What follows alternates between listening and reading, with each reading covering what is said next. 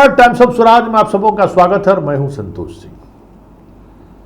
चलिए, आज प्रचार अभियान खत्म हो गया। मतलब पूरे 18वीं लोकसभा चुनाव की जो प्रक्रिया है अब वो अंतिम चरण में आ गया है। बस 1 तारीख को वोटिंग होनी है, 4 को गिनती होगी। इस बीच मोदी पर तेजस्वी ने एक बड़ा हमला बोला है। 300 पार कर रहे और मोदी जी को उनकी 3 महबूबा जो है वो चुनाव हरवा रही है, जिससे सबसे ज़्यादा प्यार उन 3 महबूबाओं से करते हैं मोदी जी।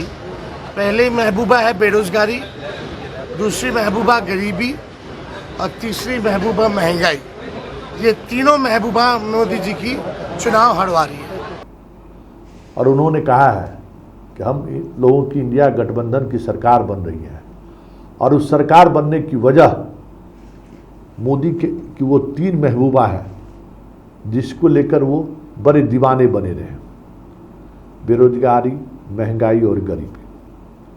और यही 3 महबूबा इस बार मोदी को महंगा पड़ेगा। लेकिन बड़ा सवाल ये है कि चुनाव के प्रचार के आखिरी दिन इस महबूबा की चर्चा करके तेजस्वी संकेत क्या देना चाहते हैं। 251 सभा उन्होंने की है पूरे बिहार में।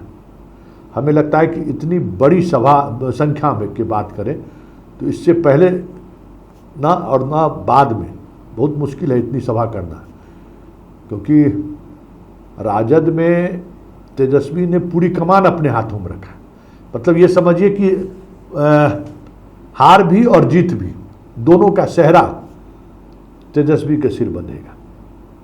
लेकिन सवाल ये है कि पूरे प्रचार अभियान के दौरान जिस तरीके की वो नैरेटिव सेट करते रहे और टिकट वितरण के सहारे जिस तरीके से बिहार में जाति की राजनीति को साधते रहे, ऐसे में गरीबी महबूबा कैसे हो सकती है? ऐसे में महंगाई महबूबा कैसे हो सकती है? ऐसे में बेरोजगारी महबूबा कैसे हो सकती है? हाँ, बेरोजगारी को लेकर सवाल जरूर खड़े किए गए, लेकिन उन सवालों के सहारे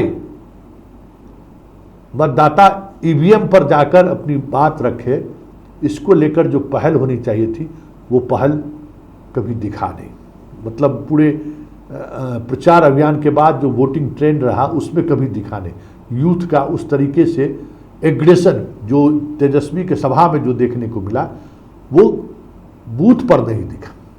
बूथ पर वही दिखे, मतदान केंद्र पर वही दिखे जो तेजस्वी के सभा में कहीं दिखाई नहीं दे रहा था।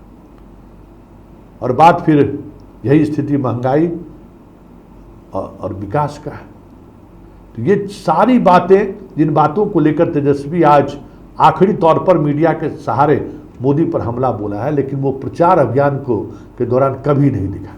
कभी लगा ही नहीं कि तेजस्वी लोकसभा चुनाव लड़ रहे हैं। कभी लगा ही नहीं कि इतने बड़े स्तर पर जो खेल हो रहा है, मतलब इंडिया गठबंधन का कह सकते हैं कि आप लीडरशिप इन्होंने अपने हाथ में ले रखा था।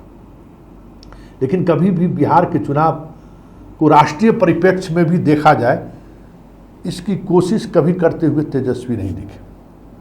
आरक्षण के मसले पर भी लालू यादव कभी कभी बोलते जरूर दिखे, ट्वीट करते दिखे, लेकिन उस मसला पर भी तेजस्वी उस तरीके से फायर होके अपनी बात रखता हुआ नहीं दिखा। ऐसे में सवाल उठना लाजमी है कि एक तरफ नीतीश और मोदी हैं, दूसरी तरफ कांग्रेस, आरजेडी और वामपंथी पार्टियां। लेकिन बिहार में पूरा चुनाव अभियान 2025 को ऐसा लग रहा था कि 2025 को लक्ष्य में रखकर लड़ा जा रहा है। तब फिर आखिरी में इस 3 महबूबा का मतलब क्या रह जाएगा?